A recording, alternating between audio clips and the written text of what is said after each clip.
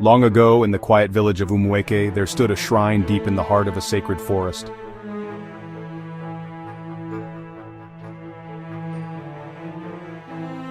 The villagers believed that the deity who guarded their land demanded a cruel sacrifice.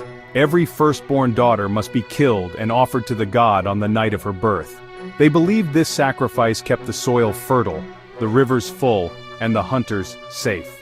For generations the people obeyed in fear. Babies were taken from their mothers before they could even cry their first morning cry. But one woman, Amuke, rose against this dark tradition. Amuke was a young mother of gentle beauty and unshakable courage. When her time came and she gave birth to a baby girl, the elders arrived, carrying their knives and calabash of sacrificial wine. Give us the child that the gods may be fed and our village spared. No, the gods who demand the blood of innocent children are no gods at all. My daughter will not die for your fear. The elders pleaded, the women wept, but Amuke's eyes blazed like fire. Her refusal was a crime against the deity, and the punishment was death. At dawn, Amuke and her baby were dragged to the village square. The villagers watched in silence as the priest raised his blade. Before the steel struck, Amuke lifted her voice in a cry that shook the earth. Hear me, ancestors. As my blood and my daughter's blood stain this soil, so shall the men of Umuwiki be stained with shame. From this day forward, every male child shall grow to be useless, lazy, drunken, and weak, until the day you return what you have stolen from me. The knife fell. Mother and child were no more.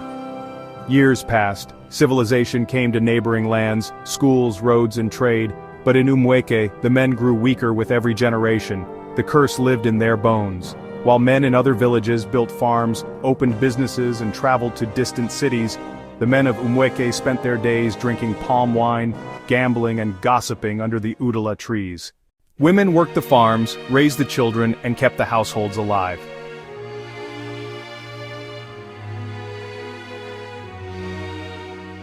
Eventually, the women grew tired. One blazing afternoon, all the women gathered at the village square. Old and young, mothers and daughters, they sat on raffia mats and spoke their hearts. We cannot carry this burden forever. Our men have become children while we toil like slaves. There must be a way to break this curse. A middle-aged widow stood and spoke with trembling courage. I have heard of a powerful native doctor. He lives 5 villages away, deep in the thick forest. Perhaps he can help. The women murmured in agreement. At dawn the next day, a group of them set off, carrying kola nuts and a white goat as gifts. After a long and dangerous journey, they found the native doctor, a tall, scarred man whose eyes seemed to see into the very soul. He listened silently as they explained their plight. When they finished, he closed his eyes and spoke in a deep, rumbling voice. The spirit of Amuke still cries from her grave. The blood of a virgin man must be poured on the earth where Amuke and her daughter sleep. Only a sacrifice of innocence can cleanse the land. But beware, the one who offers his blood must be brave, for the gods will test his heart. The women returned with the message, but fear gripped the village. Who among them would offer his blood? No man dared, not even the strongest warriors. Days passed and hope began to fade. On the eve of the third market day, a soft voice rose from the crowd. I will do it. All heads turned. It was Akin, a boy of 15, known for his bright smile and gentle heart. You are only a child. But I am pure. If my blood will save our village, let it flow. The market day arrived. At sunset, the entire village gathered at Amuke's grave, now covered in weeds but still heavy with ancient sorrow.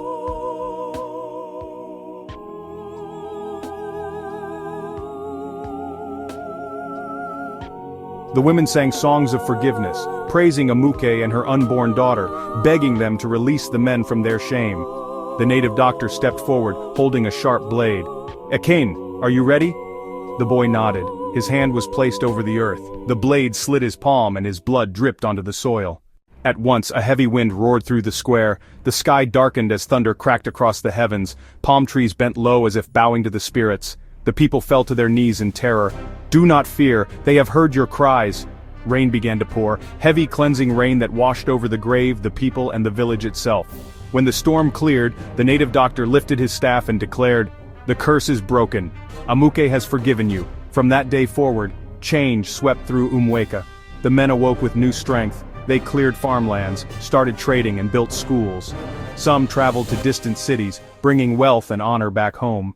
The women who had carried the village for generations finally found rest, their hearts light with relief. And though the memory of Amuke's sacrifice remained, it became a lesson for all.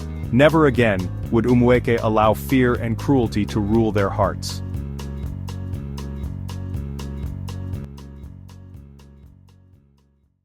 Moral of the story: blind traditions built on fear can destroy generations, but courage, whether of a mother who defies injustice or a boy who offers himself for peace, has the power to break even the deepest curse.